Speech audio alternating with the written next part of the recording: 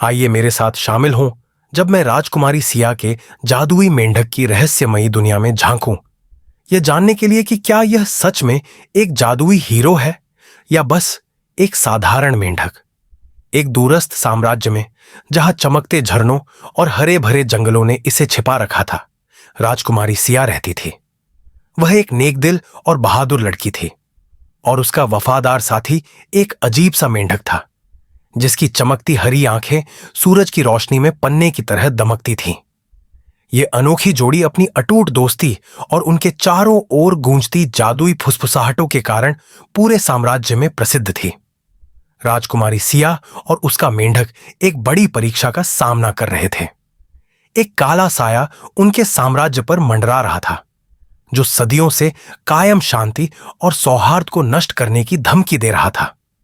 साम्राज्य के वफादार योद्धा एक एक करके गायब होने लगे और जनता डर से कांप उठी। अफवाहें फैलने लगीं कि एक शक्तिशाली जादूगर ने प्राचीन जादुई क्रिस्टल चुरा लिया है, जो साम्राज्य की शक्ति और सुरक्षा का स्रोत था।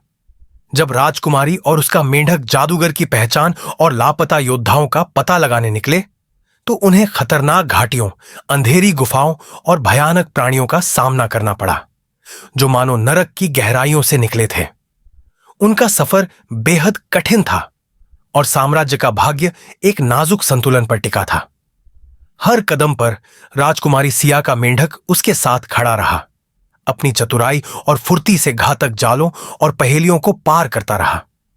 उसकी अतुलनीय वफादारी और बहादुरी ने राजकुमारी को अपनी सारी सीमाओं को पार करने का हौसला दिया, और इस तरह ये दोनों एक अजेय टीम बन गए। जादुई दुनिया में मेंढक की विशेष क्षमताएं पहले से कहीं अधिक स्पष्ट रूप से उभरकर सामने आईं। वह अपने रंग बदलकर आसपास के वातावरण में घुल मिल सकता था, जिससे वह खतरों से चुपके से गुजरने में सक्षम हो गया। वह जंगल के प्राणियों से बात भी कर सकता था और उन्हें सहायता के लिए बुला सकता था। साम्राज्य ने पहले कभी ऐसा जादू नहीं देखा था, और यह स्पष्ट हो गया था कि यह मेंढक कोई साधारण मेंढक नहीं था। जब वे जादूगर के ठिकाने के करीब पहुंचे, तो मेंढक ने अपनी सच्ची बहादुरी का प्रदर्शन किया। उसने अपनी जादुई शक्ति से भयंकर रक्षकों को शांत किया और राजकुमारी के अंदर जाने के लिए रास्ता बनाया। खतरे के सामने उसकी दृढ़ता राजकुमारी के लिए आशा की किरण बन गई, और अंततः उन्होंने जादूगर की असली पहचान उजागर कर दी और चुराया गया क्रिस्टल वापस ले लिया। अंतिम युद्ध की गर्मी में मेंढक ने अपनी जान की कुर्बानी दे दी, ताकि राजकुमारी को जादूगर के घातक प्रहार से बचाया जा सके।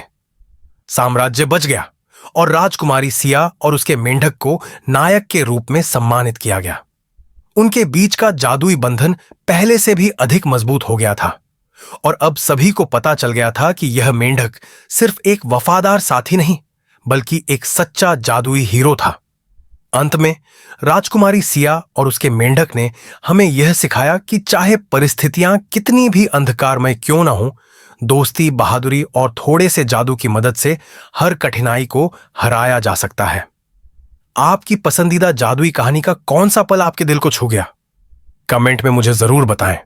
और अगर आप और भी मनमोहक कहानियां सुनना चाहते हैं, तो नए वीडियो के लिए सब्सक्राइब करना न भूलें।